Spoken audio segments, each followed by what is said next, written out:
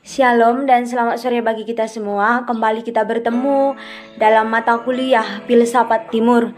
Saya mewakili dari kelompok 2. Ada 5 orang kami dalam kelompok 2. Yang pertama saya sendiri, yang kedua Pindi Tarigan, yang ketiga Jubelta Ginting, keempat Francisco, dan yang terakhir Sony Simanjuntak. Materi kita hari ini yaitu filsafat kepercayaan Ugatame di Papua. Kita sering mendengar pernyataan yang sering dikumandangkan bahwa manusia adalah makhluk sosial. Setiap manusia dari kodratnya ingin mengetahui. Manusia dari kodratnya merupakan makhluk berpikir, ingin mengenal, merefleksikan dirinya, sesamanya, Tuhannya, hidup keseharian, lingkungan dan kehadirannya, asal dan tujuan dalam kehadiran manusia. Karakter rasional kehadiran manusia merupakan suatu kewajaran, kenormalan, kenaturalan. Nah, sekarang kita membahas pengertian Ugatame. Sistem religi suku Me sebelum mengenal organisasi agama telah percaya bahwa alam semesta diciptakan oleh Ugatame yang ditentukan sebelumnya semua yang terjadi atau telah terjadi di dalamnya. Ugatame berdiam luar angkasa, tapi tidak identik dengan matahari dan bulan. Hal ini diyakini bahwa bersama dengan alam semesta fisik, Ugatame menciptakan sejumlah roh. Roh-roh ini pada dasarnya sering muncul dalam bentuk bayangan di antara pohon-pohon yang dapat didengar untuk membuat goresan atau bersiul suara. Mereka akan muncul dalam mimpi atau visi pada waktu dengan asumsi bentuk manusia. Mereka dapat diyakini oleh si pemimpin atau visioner sebagai penjaga dan pembantu, baik atau buruk, atau dalam kepercayaan suku Me disebut Ifue. Membantu kerabat yang masih hidup mereka dalam berbagai masalah atau kesulitan yang dihadapi. Sebelum mengenal agama suku Me telah mengenal atau mempunyai orang yang biasanya melakukan ritual doa. Jadi baik pria maupun wanita bisa menjadi dukun atau dalam mimpi atau visi dan melalui sukses seperti yang diukur dengan hasil yang dirasakan. Penggunaan sihir, dukun praktek, kuratif dan preventif sihir, sedangkan dukun yang bersangkutan dengan menyebabkan kerugian bagi orang lain. Sekarang kita masuk ke sejarah suku Me. Jadi setiap suku bangsa di dunia pasti mempunyai fakta sejarah asal-usul mereka. Atas cerita asal-usulnya yang berkembang di suku bangsa tersebut, tentu ada perdebatan-perdebatan. Namun demikian, tidak dapat dibantah bahwa nenek moyang setiap suku berasal dari lokasi tertentu. Termasuk suku bangsa Me pastilah berasal dari suatu tempat tertentu. Apabila kita terus bertanya perihal asal mula orang Me, pada satu titik kita akan menyebutkan bahwa manusia berasal dari satu tempat. Buku-buku sejarah yang ada ataupun buku-buku lain yang dipercaya oleh banyak orang bisa menyebut nama dan lokasinya. Cerita-cerita fakta dari setiap suku bangsa yang suci dan sakral juga bisa menyebutkan dari mana mereka berasal. Ada sebuah fakta sejarah tentang asal-usul orang Me. Fakta sejarah itu telah diwariskan secara lisan di kalangan orang Me. Pewarisannya sangat hati-hati karena sangat suci dan sakral. Selama ini hanya diceritakan kepada orang-orang tertentu saja. Mereka menanamkan diri sebagai pembawa rahasia asal-usul orang Me. Berdasarkan fakta sejarah ini, orang Me berasal dari Pupu Papa. Pupu Papa terletak di bagian tengah. Nah, menurut fakta sejarah ini, hidup bersama-sama dengan keberadaan orang Me di wilayah Mewo, Papua Tengah. Fakta sejarah ini telah diwariskan hingga kontak pertama dengan orang luar dan masih terus diceritakan hingga saat ini secara lisan. Orang Me di samping mata pencarian utama sebagai petani kebun, mengenal juga berbagai jenis makanannya dan sayur tambahan lainnya sebagaimana suku-suku lainnya. Suku Me mempunyai unsur-unsur kebudayaan yang universal. Unsur-unsur kebudayaan universal yang ada di orang Me adalah yang pertama, sistem religi dan upacara keagamaan. Yang kedua, sistem dan organisasi kemasyarakatan. Yang ketiga, sistem pengetahuan. Yang keempat, bahasa. Yang kelima, kesenian. Yang keenam, sistem mata pencaharian hidup. Yang ketujuh, sistem teknologi dan peralatan. Ketujuh unsur universal tersebut masing-masing dapat dipecah lagi ke dalam sub unsur-unsurnya. Ketujuh unsur kebudayaan universal tadi memang mencakup seluruh kebudayaan makhluk manusia dimanapun juga di dunia dan menunjukkan ruang lingkup dari kebudayaan serta isi dan konsepnya. Orang Mei memiliki watak yang keras. Orang Mei biasanya terus terang, terbuka, belak-belakan. Orang Mei datang tenang menuju Anda dan melihat ke Anda langsung pada mata Anda. Orang Mei tidak lebih rendah di tanahnya sendiri. Begitulah kata Anthony van Kampen dalam bukunya yang terbit pertama kali. Ia juga menggambarkan orang Mei adalah suku yang setia dan pandai menyimpan rahasia. Karakter inilah yang membuat suku Mei menjadi semakin Mei.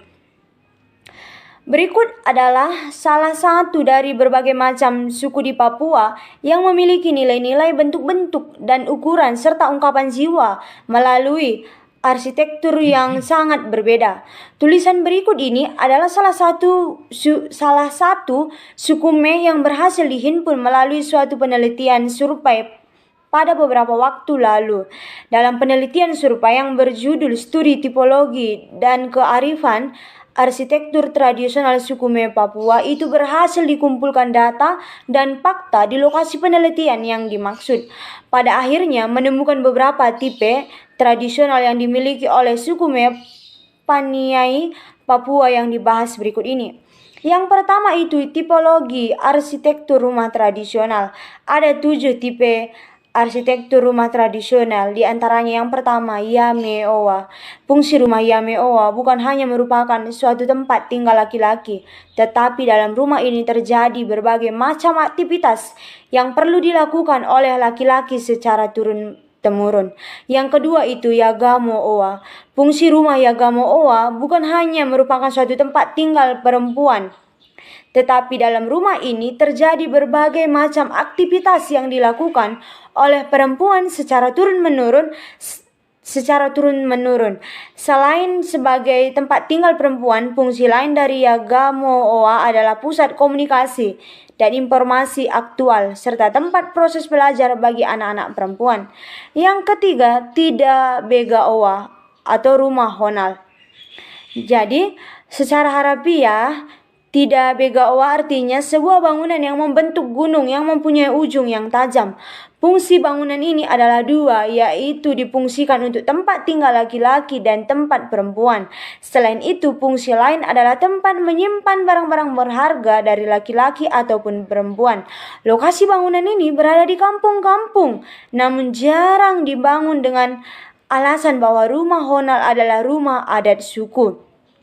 Yang keempat, Yuo-owa. Secara harafiah dapat diartikan bahwa Yuo artinya pesta, owa artinya rumah, sehingga rumah ini sering disebut rumah pesta adat suku Mei. Fungsi bangunan ini adalah tempat melakukan jual beli dengan cara barter dan uang tradisional.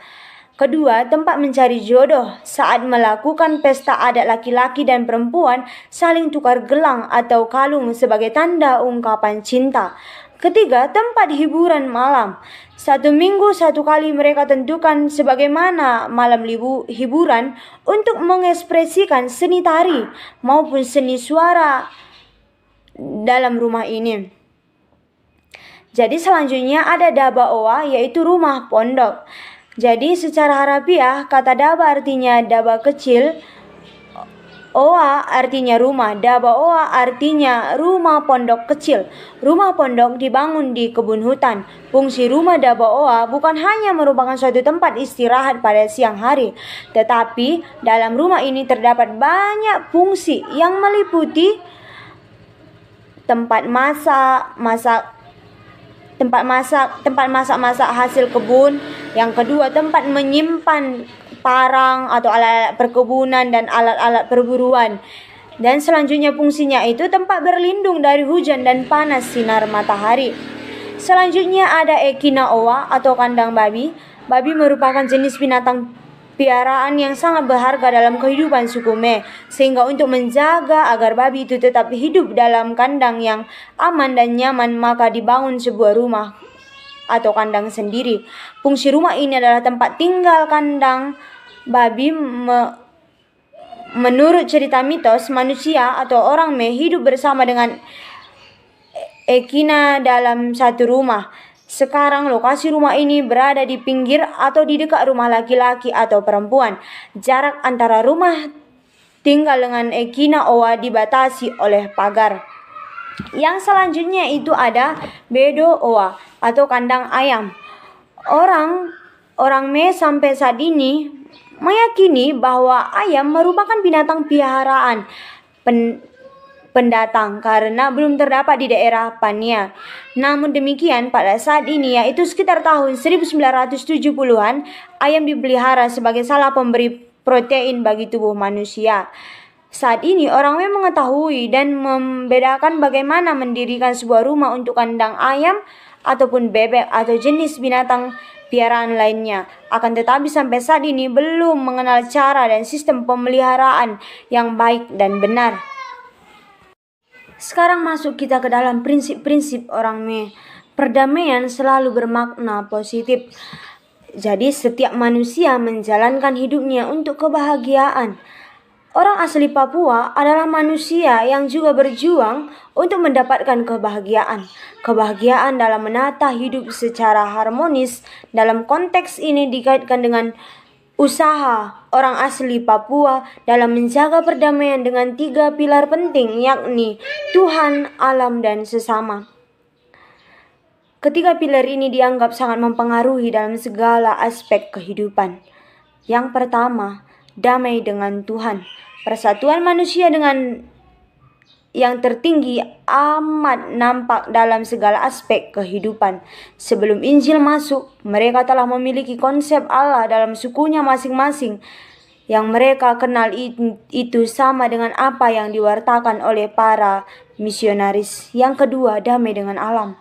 Alam ikut berperan aktif dalam eksistensi orang Papua. Alam telah ada bersama mereka. Alam menyediakan segala hal, khususnya dalam hal ini tanah yang menjadi hak. Masa depan dan identitas orang Papua akan ditentukan berdasarkan alam. Ketiga, damai dengan sesama. Komunitas yang mereka bangun berdasarkan pada nilai-nilai budaya yang diwariskan oleh para leluhur. Maka apa yang mereka lakukan adalah warisan para leluhur. Nilai kebersamaan antara sesama di Papua patut dijaga keluhurannya. Orang Papua mesti berdamai dengan sesama marga suku dan ras. Ketiga hal itu terjadi sebenarnya mereka melaksanakan budaya yang diwariskan oleh para leluhur. Ini materi yang bisa kami sampaikan. Semoga bermanfaat bagi kita semua. Terima kasih.